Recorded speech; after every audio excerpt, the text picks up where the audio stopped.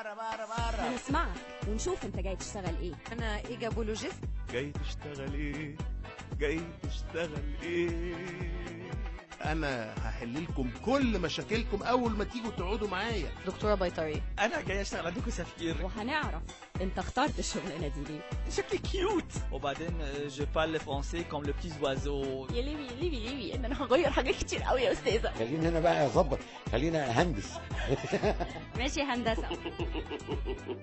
صلاة النبي احسن. وما تفتكرش ان الكلام بس كفايه عشان تشتغل، احنا اللي هنقرر اذا كانت الشغلانه تنفعك ولا لا. بعد كل ده خدتوا افكاري. هو انا كده اترفدت؟ تشوفي ايه، انا مؤهل. وشايف نفسك تقدر تسد في الشغلانه دي؟ وهنسمع وهنعرف مين جاي يشتغل ايه النهارده مع همسة امام على الراديو 9090. سلوى خطاب، جايه تشتغلي ايه النهارده؟ يعني اشتغل اي وظيفة ليها علاقة مثلا نقول بالنظافة بالتجميل. ده على البلد ككل ولا عايزه تمسكي جزئيه معينه زي الشركات، زي مثلا الاماكن العامه؟ لا على البلد طبعا امسك الشوارع. وعلى فكرة اكيد يعني نظافة الشوارع وانها يبقى شكلها حلو زي ما كانت، يعني زي ما كنا بنشوفها كده في الافلام، قد ايه الطرق مرصوفه وقد ايه الارصفه شكلها حلو، وقد ايه لما حتى كان يبقى فيه المكتبات والحاجات دي عامله تندات كده من بره، حتى بتاعه زراعيه كده حلو. كان الزرع منتشر جدا في مصر، مش عارفه ايه اللي جرى يعني.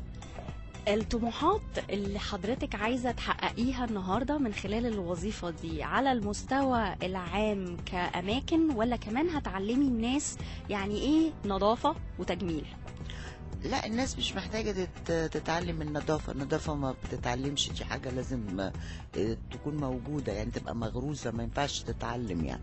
انما هي زي ما تقولي ايه، الناس تبتدي تتعود على انه الناس بقالها كتير ما بقتش تشوف مناظر جميلة وشوارع شكلها حلو غصب عنهم يعني. فلما هيحسوا كده ان في حاجات متنظفة وشكلها حلو، هم لازم هيبقوا مضطرين يحافظوا عليها يعني. العقاب هيكون ازاي لأي حد ممكن ما يمشيش على الطريقة اللي حضرتك هتحطيها دي وهي النظافة والتجميل؟ انا كسلوى خطاب يعني. سلوى خطاب المسؤولة. لا دي عقوبتها جامدة جدا يعني، ممكن توصل للجلد. شوف انا قاسية قد ايه بقى. جامدة جدا. طب قوليلي حضرتك دلوقتي لو هتمسكي الموضوع ده هتتعاملي ازاي وهتوظفي مين تحت ايدك؟ كل الناس، يعني كل الناس في اي منطقة. لو انت حملتي اهل المنطقة اللي موجودين ازاي يبتدوا ينزلوا ينظفوا شوارعهم، ويبقى في مثلا على كل بيت كده حتة زراعية لطيفة، يبقى في لون حلو، يبقى في رصيف حلو على الاقل. بالعكس انا شايفة انه لو حتى في الاماكن الشعبية اتعملت الحاجات الحلوة دي، الناس ممكن تروح تجيب كراسي وتنزل تقعد تحت البيت، ليه لا؟ الموظفين اللي تحت ايد سلوى خطاب هتعامليهم ازاي؟ منتهى اللطف. مش بالقسوة يعني.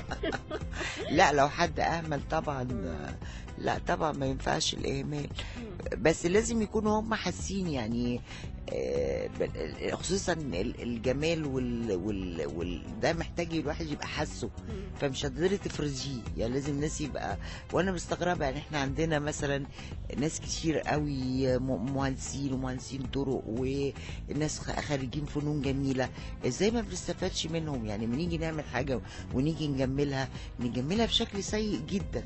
طب ما الناس اللي درست دي وتخصصوا في الحاجات دي ما نستفادش منهم ليه؟ فانا هجيبهم عشان استفاد منهم. انت جاي تشتغل ايه النهارده على الراديو 9090 مع همسة امام. انت جاي تشتغل ايه النهارده على الراديو 9090 مع همسة امام.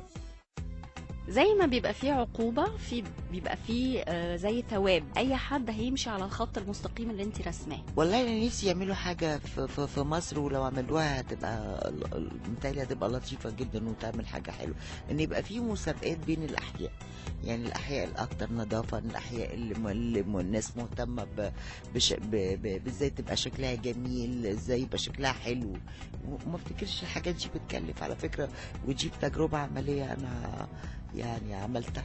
مش هيبقى فيه تحفيز مادي مثلا؟ والله التحفيز المادي مش هيبقى يعني مجدي قوي قد التحفيز المعنوي. الواحد يبقى حاسس ان هو عايش في بيئه كويسه ومبسوط وهو نازل ومبسوط وهو طالع.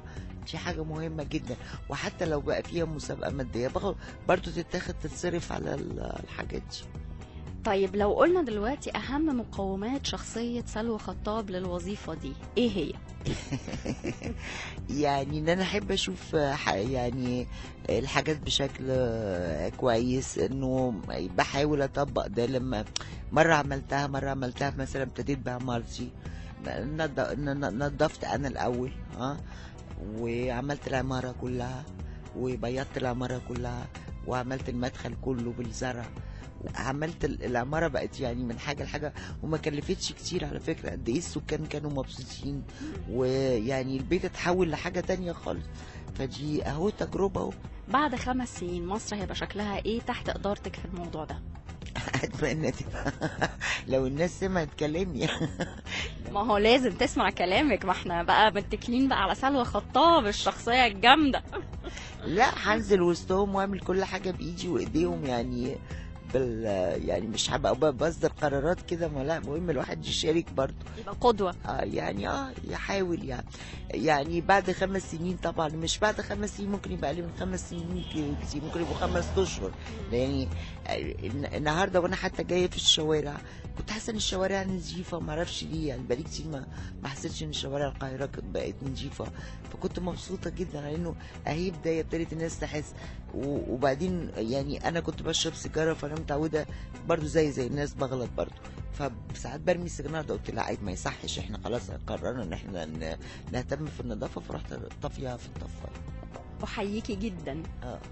ابتديت بنفسي اهو. طيب كنت حضرتك مستنياني اسالك سؤال ما سالتوش؟ سؤال ما سالتيهوش او عايزه تقولي لي حاجه؟ لا، انا يعني عايزه اقول للشعب المصري كله حاجه. يعني والله انا دايما ببقى حاسه ان الشعب عندنا نفسه البلد تبقى حلوه قوي. نفسهم يستمتعوا ببلدهم بقى. شو يعني اكتشفوا قد ايه هم بيحبوا بلدهم، فعايزين يستمتعوا بيها. فيلا نشد حيلنا كده ونحب كل حاجه حلوه في البلد دي. ولو حبينا كل حاجه حلوه في البلد دي هنقدر نخليها حلوه قوي. كل سنه وحضرتك طيبه ورمضان كريم. وانتي طيبه، الله اكرم. هنسمعك ونشوف انت جاي تشتغل ايه. انا ايجابولوجيست. جاي تشتغل ايه؟ جاي تشتغل ايه؟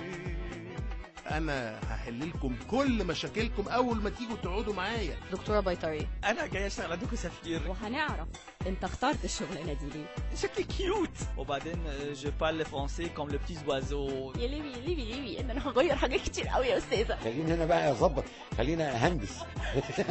ماشي هندسه. صلاة النبي احسن. وما تفتكرش ان الكلام بس كفايه عشان تشتغل. احنا اللي هنقرر اذا كانت الشغلانه تنفعك ولا لا. بعد كل ده خدتوا افكاري. هو انا كده اترفدت؟ تشوفي ايه، انا مؤهل.